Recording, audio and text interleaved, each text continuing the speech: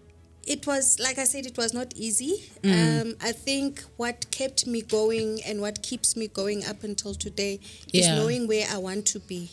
Yes. Knowing that the life that I came out of, seeing my mother being a domestic worker, working hard, being ill-treated, I didn't want to be in that space. Yes. And that's what gave me that willpower to say, no matter how tough it is, I don't want to be that person. Yes. I want a better life for myself.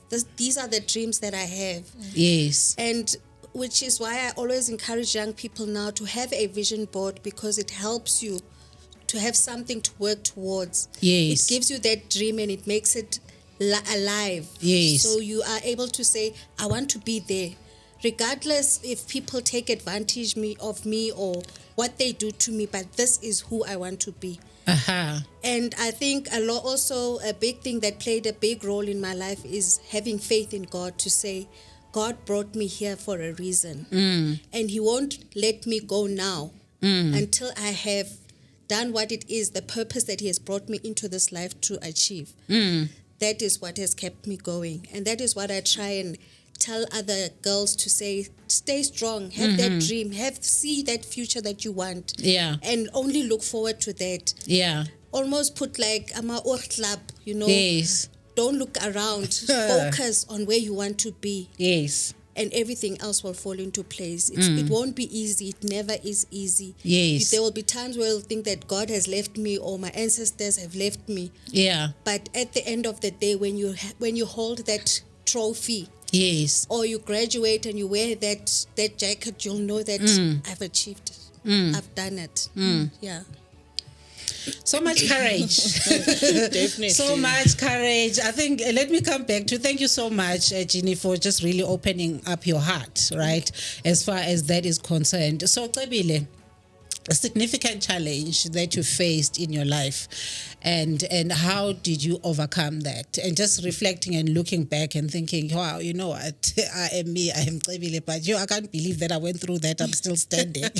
So that's the gist of the question. Well, I think my challenges will pale in comparison to Jeannie's very moving story. I think it takes a lot of courage and vulnerability to share openly as she has some of the things that she's gone through. And I mean, I'm definitely moved and inspired by the amount of courage that you know she's demonstrating. So thank you for that.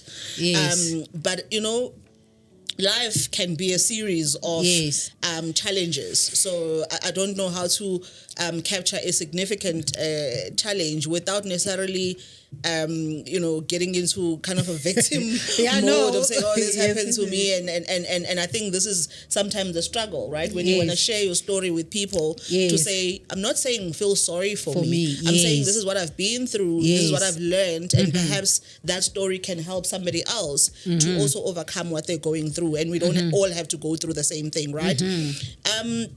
But I mentioned that I was born, in a rural place where basically nothing grows. Yeah. My father was a teacher, so he had good education, but he was a traditional man. Stopped my mom from pursuing her teaching dream. My mom became a housewife, so she became a homemaker. It wasn't easy. I grew up in an abusive home where, us being beaten on a daily basis was like normal, right? Yeah. Seeing my mom endure that kind of physical abuse. And I think there was also financial abuse. When I think about it, I don't know what my dad did with his money, to be honest, because we lived in a mud house. Yeah. That sometimes when it rained, I don't know if you remember the 1987 floods. Yes.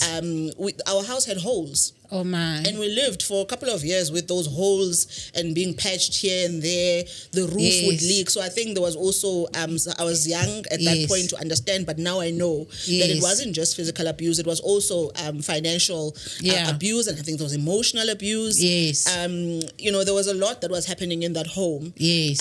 That as a child, you don't quite understand. But as I grew and I got older, Yes. I started being very clear on the types of things that I'm willing to accept and the things that I'm not willing to accept. And the things where I have control, I can definitely determine that this is not what I'm going to accept, and this is not the environment that I want to be in. Yeah. But I think that also informed my strong sense of justice and fairness.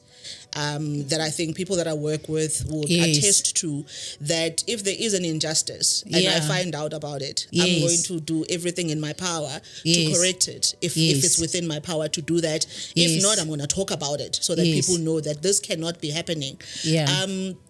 But I think that for me was the first really significant childhood challenge that I can name. Yeah. I think the second one that I think it's the first time that I'm actually talking about it is growing up in that village where we had faction fights, right? So people were just killing each other for fun. You know, there would just be somebody shot this one in Johannesburg, and that now comes down to the village, and suddenly people are shooting each other, and there's a whole war that's broken up.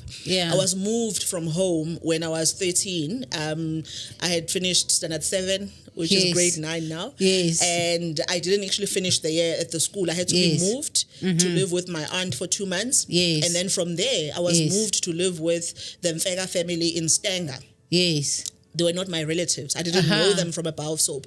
But I was being hidden because there was an attempted kidnapping that was being planned so that my dad could stop facilitating the peace conversations in the community, because people are obviously making money from the gun trade, right? And also from killing other people, you get paid. You know, shoot Pam, will pay you. Inkabi. Exactly. So unfortunately, they thought, you know what, they were scared of him. They also believed that I don't know what to say in English, but they believed that he couldn't be shot. So they felt that the easiest thing to get him to stay out of these peace negotiations was to do something to me and harm me as his favorite daughter, right? I was living with him at that time, and my mom and my 2 siblings were living at my mom's maternal home, because by that time my parents had separated. So moving at that young age and not living with my mother and going and living with a strange family that I didn't know from a bar of soap also had an impact in the young woman I would later become, without the guidance of my parents, without my mom. But it made me strong, because I had to also learn to live with people that I don't know, people that are different, in a different household, different sets of rules. And I think I've become so adaptable now because of those experiences. You can put me anywhere and I will be fine.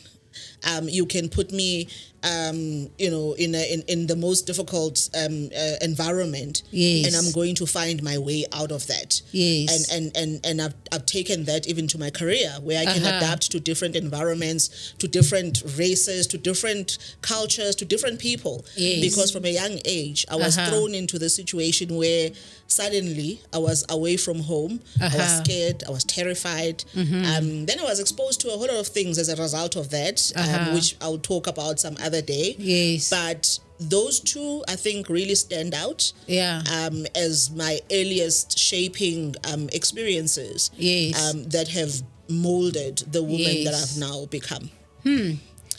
No, ladies, I'm really, really inspired, because everyone has a story, right? And I think you sharing your stories and your background up to this point, and it's just really to say to our young people out there that, you know, irrespective of your background, no matter how difficult it is, you know, it's really about your choices. You know, it's really about how you decide to show up and taking the lesson from whatever experience, you know, that you go through, and just really be clear about what it is that you want to become. And here today, then, I mean, looking at, hearing Ebile's background, you know, then she is now the HR director of the multinational organization. Listening at Jeannie, you know, she works for one of the big 5 banks in our country. So, ladies, I'm really, really, truly inspired. And I must say that I'm really in the right space, being Women's Month, to say, you know what, I think I'm on the right track, because there's just so many, many lessons that I'm taking from you today. So, but while we're talking about young people, Jeannie, so I think let's also talk about the value of mentorship, right? Because as much as you have this background in how you grew up and whatnot, and then you don't just become, your job title, or you get all these titles and whatnot, so try now and paint the journey. What is the value of mentorship, right? In your growth, just talk about, mentorship for you and your growth in your journey. What has it done for you? And who are some of those people that when you look back, you say, I'm grateful that I met this person at this point in my life, because if I hadn't met this person X who became a mentor, a coach, or person that I look up to, I wouldn't be able to go through certain doors, So let's talk about that, because to Kebile's point, it's not so much about what I went through, look at me now. It's like telling the story, but then let's move on to say, okay, I'm here now today because I was mentored by X and this is what has done for me. Yes. No, that's very true. Yes. I think mentorship is one of the things that really shaped who I am today. And it started at an early age when I finished matric. At the time, I didn't have money to go to varsity, so from the teachers within the school already, they saw potential in me. Yes. So they found me my first job as a receptionist at the school. And that's where my career started. Yes. And by just doing your job, showing up, doing what you need to do, people see you. Yes. And they want to impart their knowledge onto you. Yes. From becoming a receptionist, I became an HR secretary, which is where my HR profession started. Yes. I was seen by a divisional HR director who said I needed a PA. Yes. Can you come and work for me? And she taught me from there. Before I even got my formal studies, yes, already that's where my HR career started. Yes. And her name was Susan De Vet. I remember her very well. Yes. And because she saw that potential in me, yes, we did the qualifications, but yes, she groomed me. By the time I left my first job, which was at Dobel Engineering, yes, I worked there for 5 years. Yes. I had been promoted 3 times without applying for a role because of the people who helped me and lifted me up and brought me to where I was. Yes. When I left for my first banking job, I was already in a good space. But even there, I found a leader who was willing to hold my hand and walk with me through this journey and show me how it is done. Yes. So mentorship is immensely important in any career. Finding that person who sees the potential in you and where you just click and they hold your hand and they just lift you up. Yes. Especially for us as women and African women in the corporate environment. Yes. That's what we need to be for each other. We need to hold each other and lift each other up. Yes. And mentor the young people and bring them up with us. And not have any gripes or anything to say, this one's got a PhD, I've only got a degree. It's not about that. It's not a competition. You're talking about something else now. It's not. It's about let's lift each other up. Yes. And yes, mentorship definitely is ideal in career. Yeah.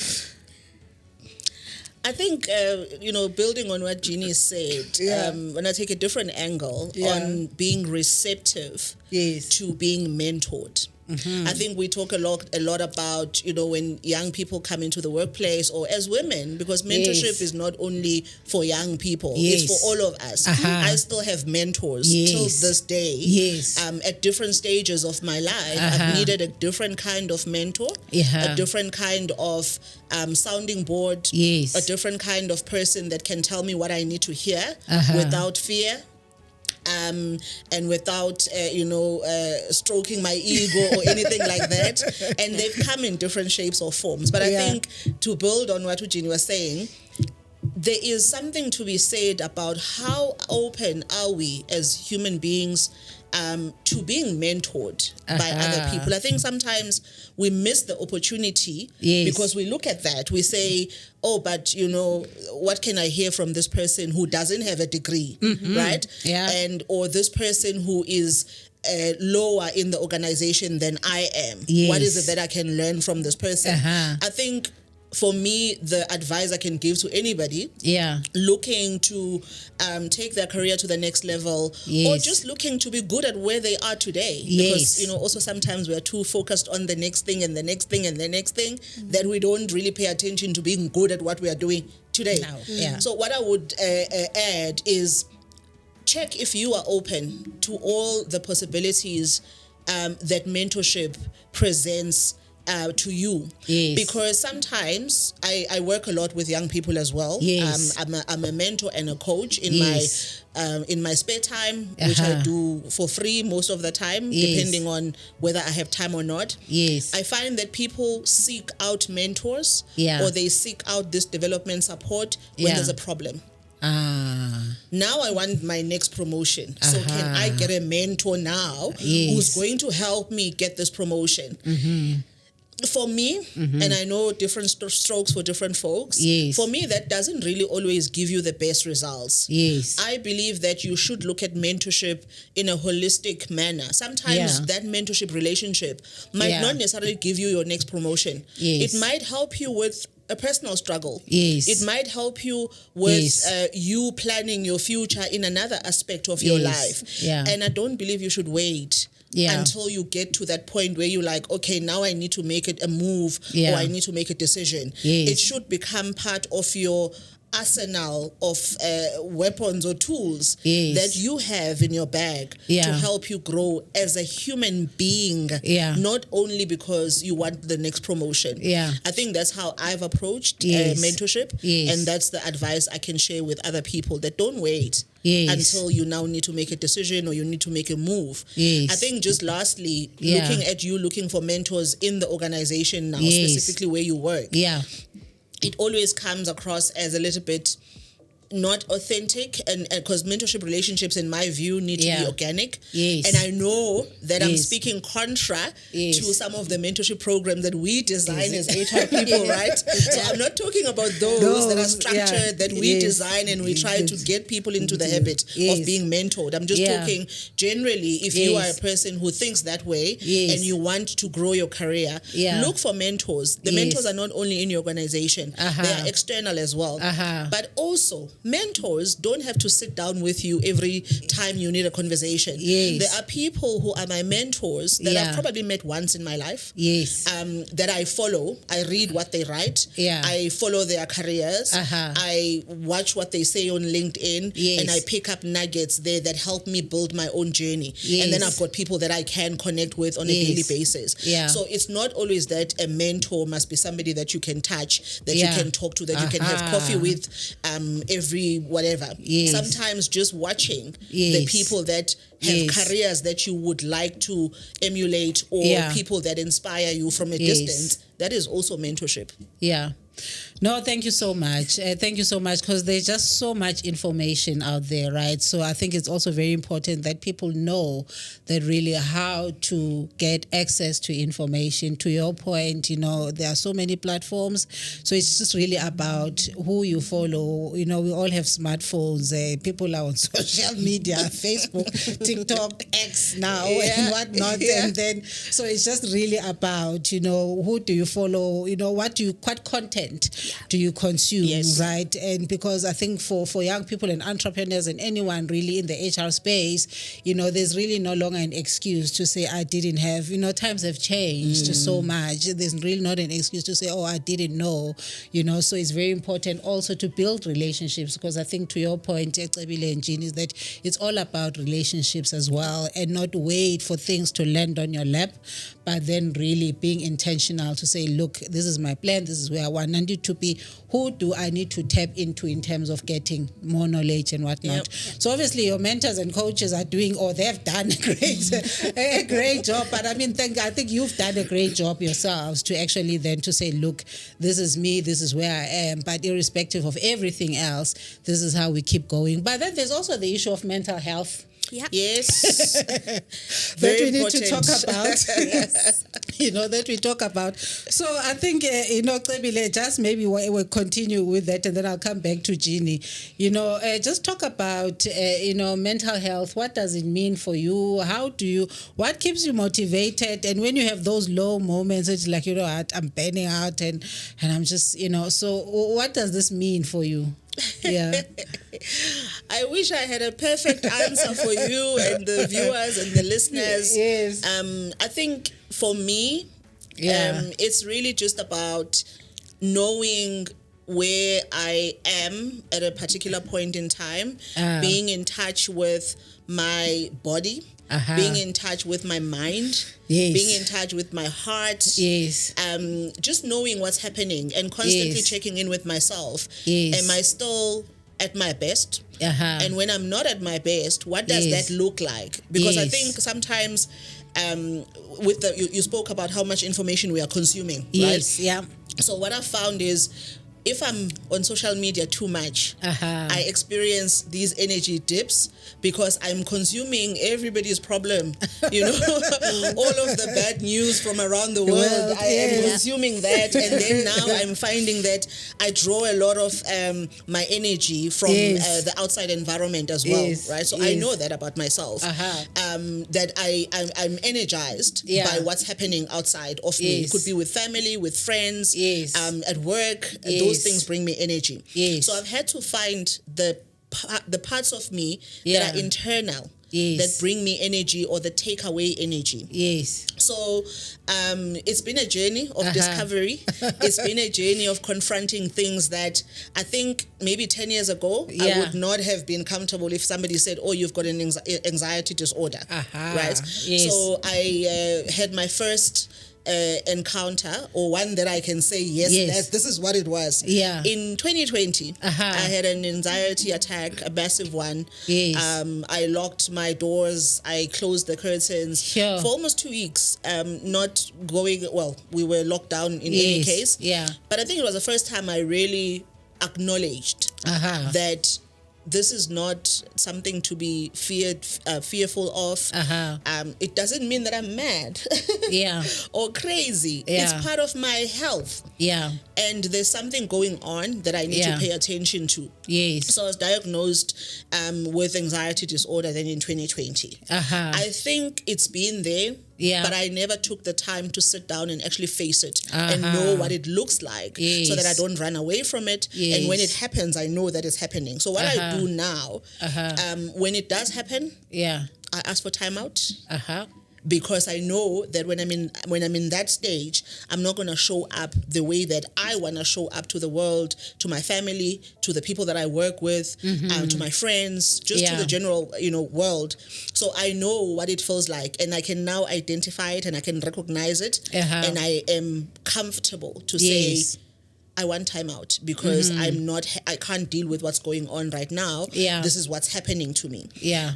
What I found also useful is to have a supportive environment around you. I don't think anybody's an island, right?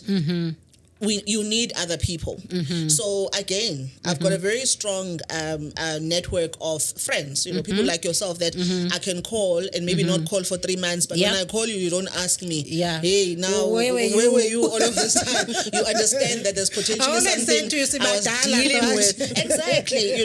This life is happening. So having that, having my family is also very helpful. I'm eternally grateful to the structure that my family has put for all of us, because we are able to feed off each other. When somebody else is down, there's other people that can rise, look after the children, make sure the children go to school, make sure everything is taken care of. I've also come to a point where I'm not afraid to buy help. I think as African women, there's sometimes that thing that we want to, I'm going to do everything myself. No. There's things that I will do. There's things that I know take away from my time and my ability to be at my best. So where I can buy the help, I buy it. And I don't mean the help of having someone helping you in the house. That's one. But I've also got an app Yes. that I use to run my errands. Yes. I say I need this done and I send it. Yes. I pay them and they do what needs to be done so that I can manage my energy and I can manage my time and I can manage what I'm focusing on. Yes. And then it takes away so many things that can be distractions and don't enable me to pay attention to how I'm feeling and what I'm going through at a particular point in time. And then I think lastly, the work environment is absolutely critical, that you are in an environment that allows you to not be okay. And people that you work with understand that as human beings, there's just days where we are not going to be okay. And when I say that, I don't mean disappear now for 6 months, don't talk to anybody, don't report at work what's going on with you. But I think it's important to find, if you find it, like how I have found it now where I am, a place where I can say, I'm not okay. So I need time out. This is how much I think I'm going to need. And this is what I'm putting in place to make sure that whilst I'm away, the business is still going and things are still getting done. So family, the social structure of my friends, and then the work, the colleagues and the work environment where I'm at. Those three things for me have been more effective and more impactful in helping me with my mental health challenges that I've gone through, my general well-being, and my happiness, more than any pill that I could have taken. So those have been my magic potions. Yes, because it's very important that we cultivate joy, right? I'm glad that you're talking about happiness, you know. I think I was having a discussion with a sister of mine, I think 2 weeks ago, and I was like, you know what, I'm in such a joyful space, you know, and it really it boils down to what we are talking about, to actually recognize that, you know what, because maybe in the past I did not deal effectively with some of my mental health challenges. I haven't experienced happiness in such a long time, right? So all of these things that you are saying, you know, in your professional world, family and whatnot, who is your community that they'll say, when Ebile is not okay, they will show up for you. So no, thank you so much for that, Ebile. It's very enriching indeed.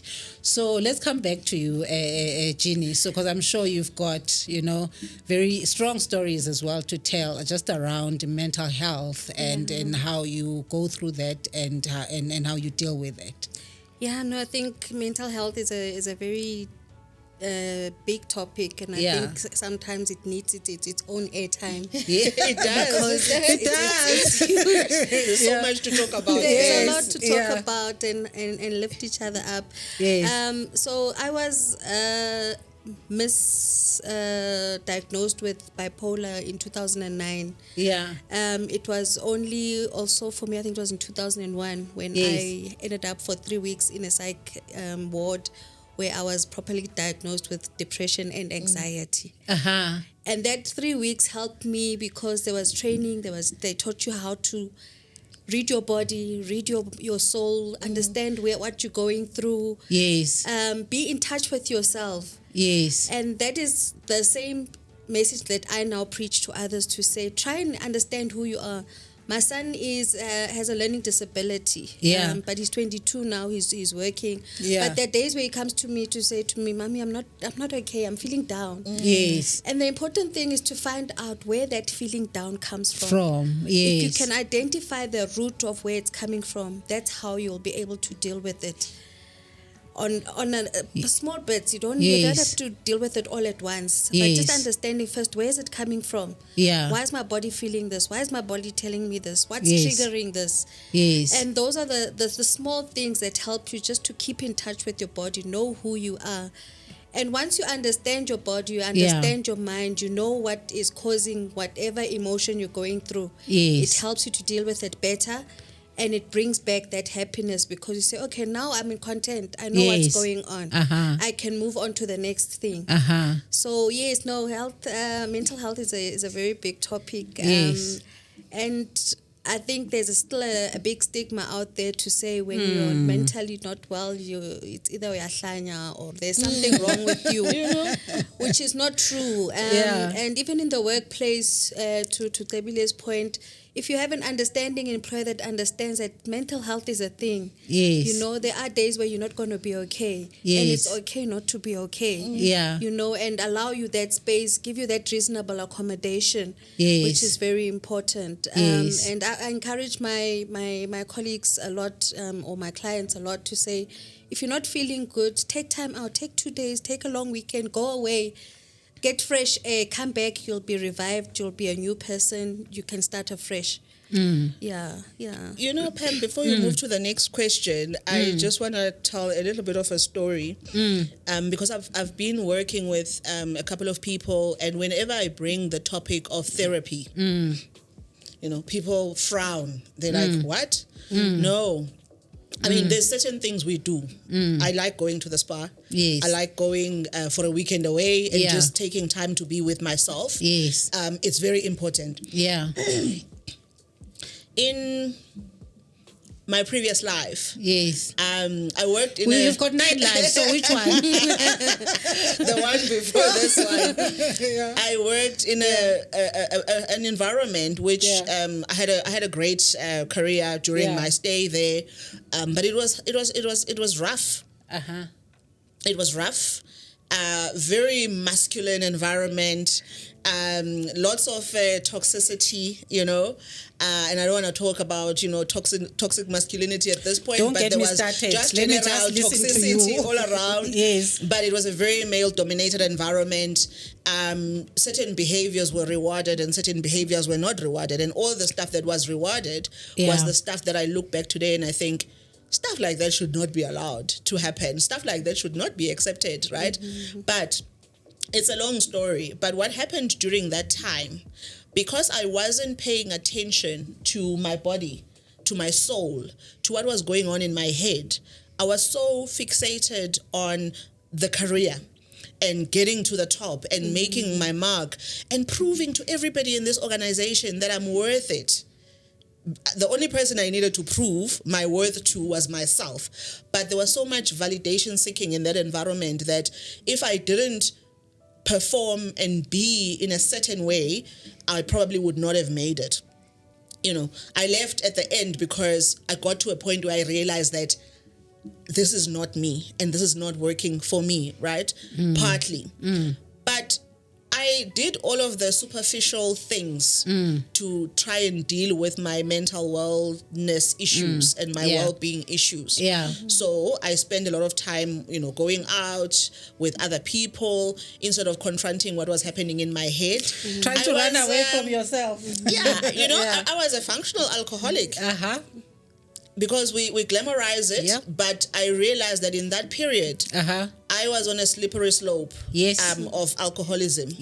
Because I couldn't control it, and I didn't think there was anything wrong with it. But I literally, Monday to Sunday, had a drink. And that in my head, I'll be like, after this hard day at work, let me have a glass after that of wine. heated session at the leadership team meeting, after this nonsense that I've just been through with the unions, after that person came into my office and just disrespected me because I'm black or because I'm a woman or because I am Zulu or because I am this and all of these things that we go through every day, I would drink every day. I remember when I was passed up for a promotion, when it was time, and it had been communicated that you are next in line and this is going to be your job. And when it came to actually the promotion being given, my boss at the time said to me, I can't give you this role at this point because, one, you are too strong. We can't have two bulls in one crawl. I'm an Afrikaner man. You're a Zulu woman. It's not going to work. And what I'm saying is not, I'm not paraphrasing. I'm saying what was said to me, not to somebody else, right? And by the way, I think you need to do something about your hair. So my hair, I've had Afro natural hair for many years now. So at that point, I had the hair that looks like Pam's. Okay, it wasn't styled in a cut. Yeah. It was just short like that, and it was my own hair. Yeah. And then he said, it doesn't make you look feminine. It doesn't make you look approachable. It makes you look hard. And what I'm looking for in this job is somebody that can be a mother to the organization. So maybe, a little bit of makeup. I don't know where to look right now. A little bit of makeup. Sure. And when we interviewed you, you had long braids. So I had put braids when I was interviewed. Then he said, long hair like that suits you better. It makes you feminine. And I think people would like you if you had longer hair and if you had a bit of makeup on. Now, young, impressionable, I want this executive role. I think if somebody said that to me now, I would retire because I would sue and I would sue the company for millions. But after that feedback, I drank for 2 weeks straight. That's how broken I was, and I didn't know how else to deal with my feelings, to deal with my emotions, to deal with the hurt and the disappointment and everything that was going on. I remember my friend Lumka, we went and she's like, okay, Makulu, tell me what you want. And I was just like, bottles of this and this and this gin. It was whiskey at that time. Every day I came back from work and I would just drink and try and numb the pain feeling. Plus the pressure of having to deliver, but feeling like you're not appreciated, like nobody sees your efforts, and fighting for everybody else, but nobody's fighting for you. So all of that was affecting me psychologically. It was turning me into somebody that I'm not. Thankfully, I grew up and I confronted my fears. And I got the help that I needed. Yeah. I started realizing that just as much as I've got a GP, I've got a gynae, a therapist needs to be part of the package. Yes. There's no shame in doing that. Yes. And lately, I don't need to medicate in that sense for me to feel like I can numb that pain and that trauma and that stress. I don't need that anymore. I still would have a drink, but I know that there's a period of 6 years where I was a functional alcoholic. It is a journey indeed. It is a journey, and I think, Cebile, thank you for your heart, and you, Jeannie, thank you for your heart as well, both of you ladies, for just really, opening up, your soul, your challenges, and because this really says that, life is not always a bed of roses, but it's actually saying, what, how do I come out of this? What is my support system, and, if I could survive that, because I don't even know how I would act if someone says that. It's like, bro, I'll punch them in the face. but that's the old me, right?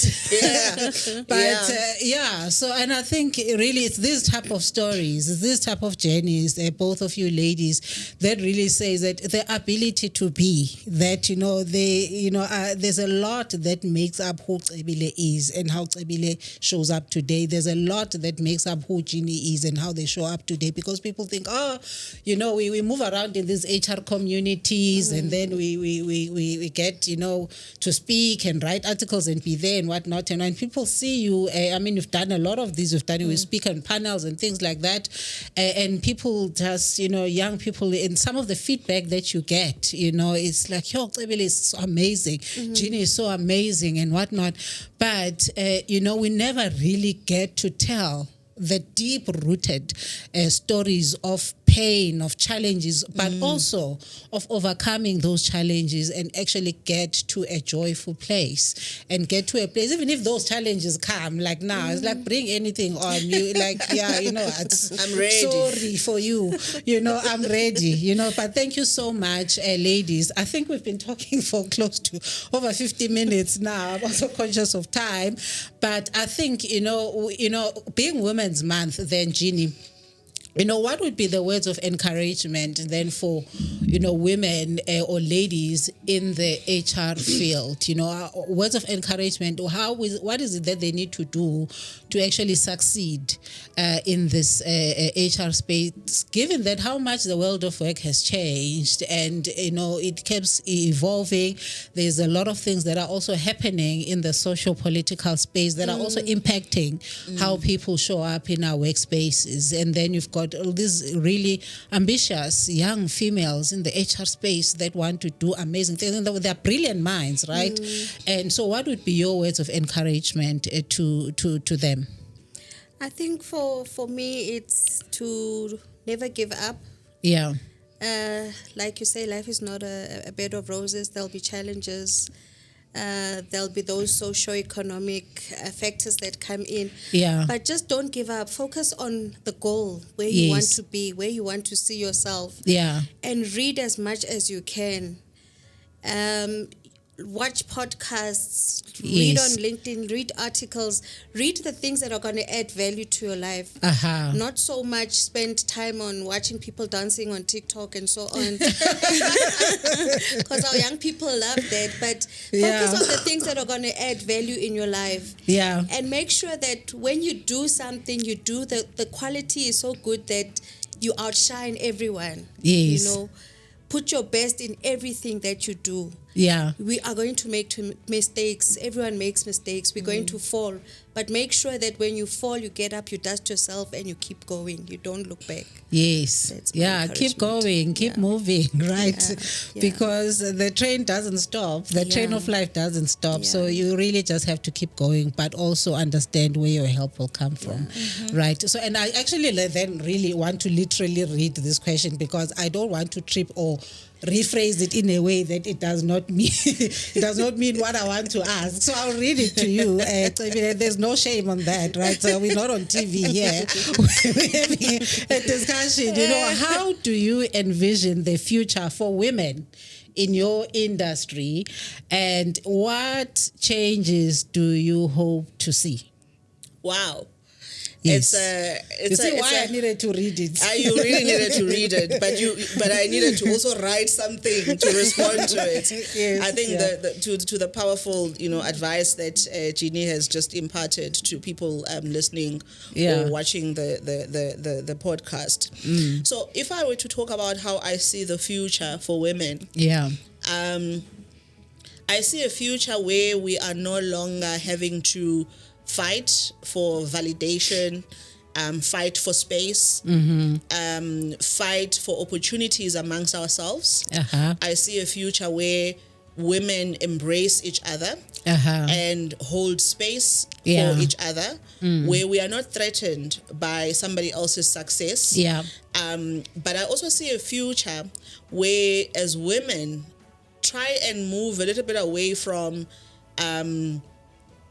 there's a narrative that has been built over the years about how women don't support each other, about how women pull each other down. We even have a thing, PhD, pull her down syndrome, right? Yes. And we talk so much about that, and we amplify this. And I don't think it does a lot of good to some of the work that some of the women are actually doing. And I think for me, the spotlight should shift now to the women who are doing great work, who are supportive of others, who are pulling each other up. We need to spotlight those ones than the ones that we think are pulling other people down. I think when we start shifting, we'll find that there's actually a lot of women out there who are not having this pull her down syndrome, who want to see each other rise, who want to pull other people up. So I think even in how we talk, I would like to see a future where the narrative changes to the women that are actually examples of how you pull the rest of the women community up.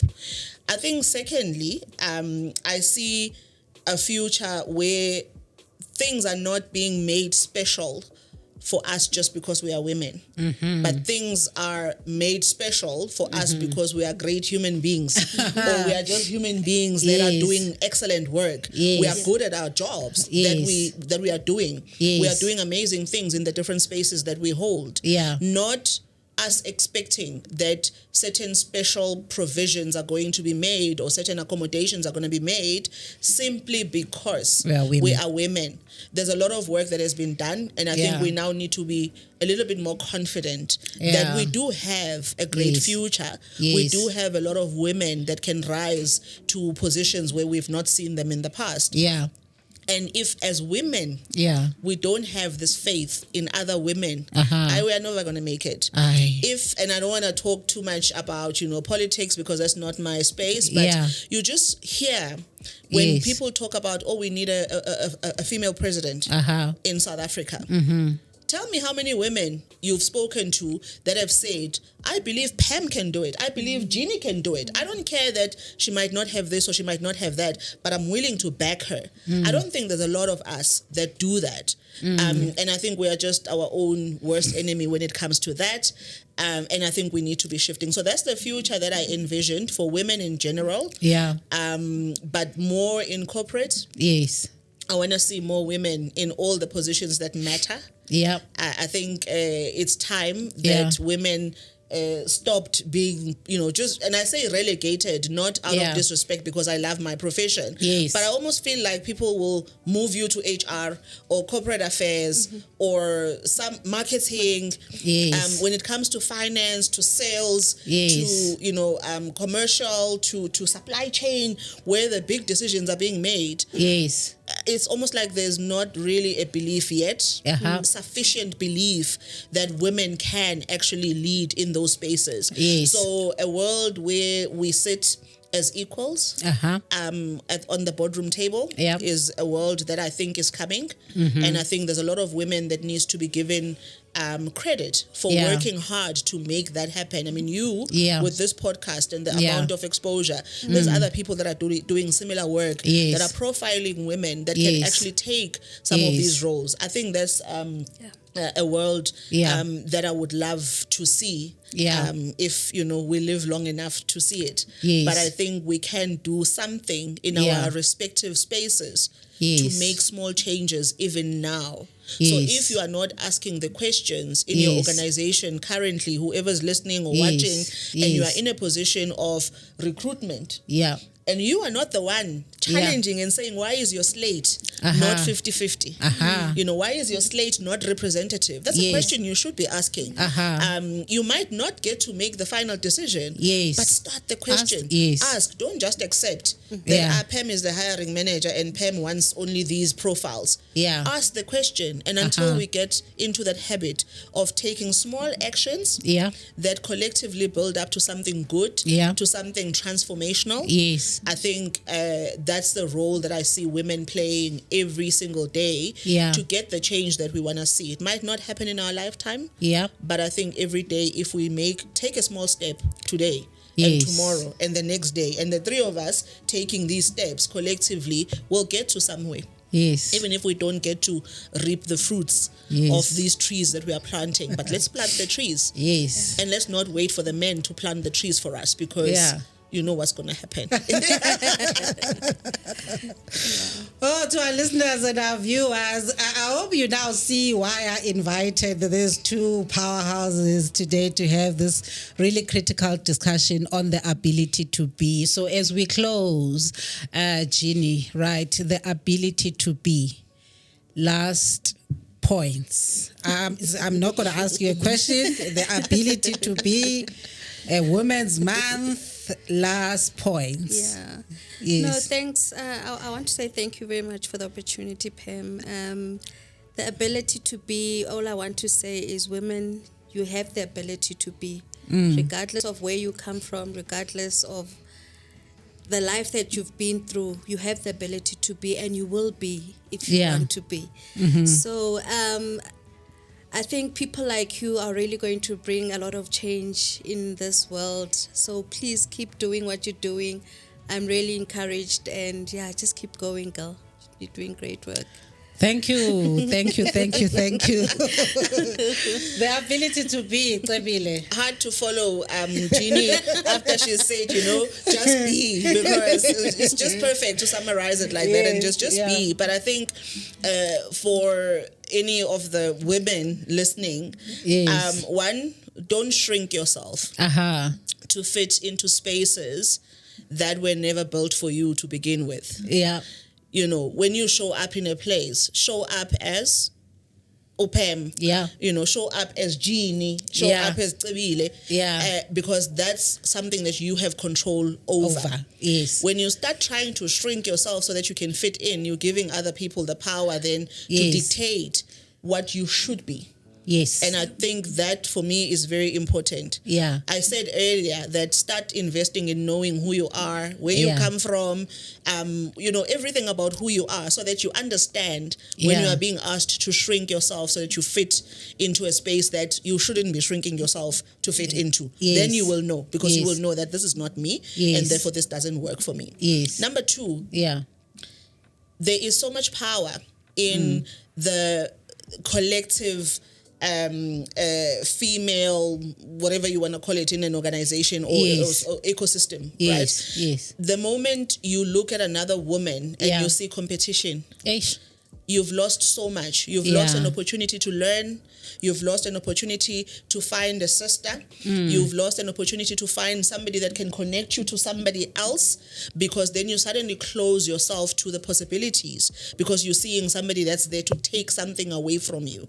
I think I would encourage, when you go to an organization or you're going to wherever, embrace the people that you find there. Don't look at them as your competition. Look at them as your biggest assets in terms of your network that you are building, and whatever else that you want to achieve. They can open so many doors for you. And all of us need to come with that mindset. I'm not your competition. You're not my competition. I think as women, if we can just think of that, and then finally, invest in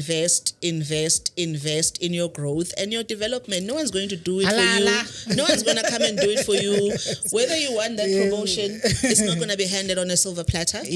Whether you want a sponsor, I often say, look at the soccer clubs. The best performing teams get the most sponsorship. So sponsorship doesn't just come on a platter. You have to prove that I can put my name behind you, that I can put my reputation on the line for you, because you do what you say you are going to do. So that is your job. That is entirely within your control, to invest in becoming the best at what you do, becoming the best version of yourself, whether it's physical goals that you have, mental well-being goals that you have. If I could spend that money that I was spending those many years ago on whiskey, now I spend that money on therapy, and I spend less now on therapy, because I've gotten so many tools to deal with life's challenges, because life has challenges. So you need to make the choice whether you want to spend your money, you know, walking there with our Jolly Walk, or you want to spend your money investing in other things that enrich your life and that bring you happiness and that bring you joy.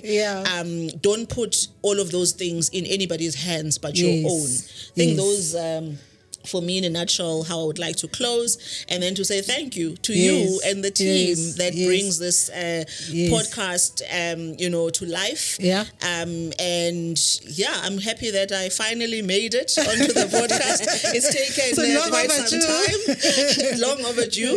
And thank you, and continue. And I wish you all the best. That this podcast grows, because I think the conversations you are having, the space you are giving women to come and share some powerful stories. You know, I didn't know Jeannie until this podcast, and now I know somebody else who has an amazing, inspiring story, who's overcome so much to build a beautiful life, a life that still has challenges, but beautiful and joyous nonetheless. And that's what I think all of us want in life. So thank you. To our listeners and viewers, episode 16, Pamela Klaba with Tsebile Xulu and Jeannie Myeni on the ability to be this Women's Month. So if you missed this episode, you need to make sure that you find it and you listen to it, because it's so enriching. And thank you so much for your beautiful stories, beautiful journeys, of overcoming challenges and the ability to be who you are today. Thank you very much. On that note, so let me just exercise my bragging rights. So this Women's Month, I had really the opportunity of engaging with 4 inspirational women. So over and above Cebile Xulu and Jeannie Mnyeni, I also want to say shout out to Elsa B. Boyens as well as Tembi Mahlope, who came through on the previous episode 15, also with the series this Women's Month on the ability to be. I'm out. Bye.